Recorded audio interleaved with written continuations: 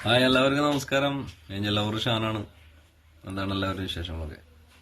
2-3 ദിവസമായിട്ട് പിന്നെ ചാനലിലാണെങ്കിലും ശരി, പല ഇന്റർവ്യൂലാണെങ്കിലും ശരി, നമ്മൾ ഒരേ പിന്നെ സംസാരം തന്നെയാണ് കേട്ടുകൊണ്ടിരിക്കുന്നത്. ഞാനും അത് ശ്രദ്ധിക്കാറുണ്ട്. ഇപ്പോൾ കുറച്ചായിട്ട് എപ്പോഴും ന്യൂസാണ് ഏറ്റവും കൂടുതൽ കാണേണ്ടി വരുന്നു. ശരിക്കും പറഞ്ഞാൽ മൊബൈലിൽ ശരിക്കും പിന്നെ ആണെങ്കിലും ശരി, TV-യിലാണെങ്കിലും ശരി, എന്റർടൈൻമെന്റ് ആയിട്ടുള്ള ന്യൂസുകളൊന്നുമില്ല, പ്രോഗ്രാമുകളൊന്നുമില്ല. വെറും അടിപൊളിയായിട്ടുള്ള 2025 അടിപൊളി. അപ്പോ ഞാൻ കേട്ട ചർച്ചകൾ എന്താന്ന് വെച്ച് കഴിഞ്ഞിട്ടുണ്ടെങ്കിൽ എപ്പോഴും സിനിമയിൽ വയലൻസ് ഉള്ളതുകൊണ്ടാണ് ഇപ്പോഴത്തെ തലമുറകൾ ഏറ്റവും കൂടുതൽ ക്രൈം ചെയ്യുന്നതെന്നാണ് പറയുന്നത്. 2025 മാത്രമാണോ ഈ വയലൻസ് സിനിമകൾ ഇറങ്ങിയത് എന്നെനിക്ക് ചോദിക്കാനുണ്ട്.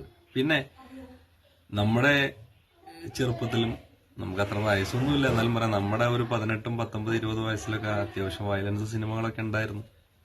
നമ്മളിപ്പോഴത്തെ ചെറുപ്പക്കാരൊക്കെ നമ്മളുടെ ആ ഏജിൽ നമ്മൾ കണ്ടിട്ടുള്ളതാണ്. അപ്പോൾ സിനിമയിൽ വയലൻസ് മാത്രമല്ലല്ലോ, ലവ് സീനുകളുണ്ട്, പിന്നെ ഇമോഷണൽ ആയിട്ടുള്ള പല കാര്യങ്ങളുമുണ്ട്. അതൊന്നുമല്ല, വയലൻസ് സിനിമകൾ വന്നപ്പോഴാണ് ഇപ്പോഴത്തെ തലമുറകൾ വഴിതെറ്റുന്നതെന്ന് പറയുന്നതിനോട് ഒരിക്കലും ഞാൻ അതിന് അംഗീകരിക്കില്ല. കാരണം എന്ന് വെച്ചാൽ നമുക്കൊരു സിസ്റ്റം ഇല്ല ഇവിടെ. ശരിക്കും പറഞ്ഞാൽ ഒരു ക്രൈം ചെയ്ത് കഴിഞ്ഞാൽ എന്താണ് ശിക്ഷ എന്നുള്ളത് എല്ലാവർക്കും അറിയാം. 15-16 വയസ്സായിട്ടുള്ള കുട്ടികളുടെ വോയിസ് നമ്മൾ കേട്ടില്ലേ? ഇതൊരു വലിയ സീനൊന്നും ഇല്ലടാ, ആൾക്കൂട്ടത്തിൽ മർദ്ദിച്ചിട്ട് മരിച്ചു കഴിഞ്ഞാൽ കുഴപ്പമൊന്നുമില്ല. വളർന്നു വരുന്ന തലമുറകൾക്ക് മനസ്സിലാവുന്നുണ്ട് നമ്മുടെ പിന്നെ ഒരു ക്രൈം ചെയ്ത് കഴിഞ്ഞിട്ടുണ്ടെങ്കിൽ എന്താണ് സംഭവിക്കുക എന്നുള്ളത്. അപ്പോ അതാണ്, അല്ലാതെ സിനിമകളെ മാത്രം അങ്ങനെ സിനിമകളെ കുറ്റം പറഞ്ഞിട്ടൊന്നും ഒരു കാര്യമില്ല.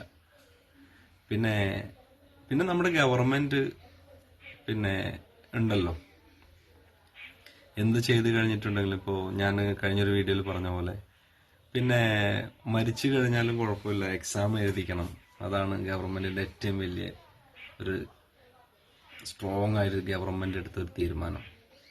അപ്പോ അങ്ങനത്തെ ഗവൺമെന്റും പിന്നെ കുറെ അതിന് ജയ് വിളിക്കാൻ നമ്മളെ പോലെ കുറെ ആൾക്കാരുള്ളപ്പോൾ അത് എന്നും ഇങ്ങനെ നടന്നുകൊണ്ടിരിക്കും.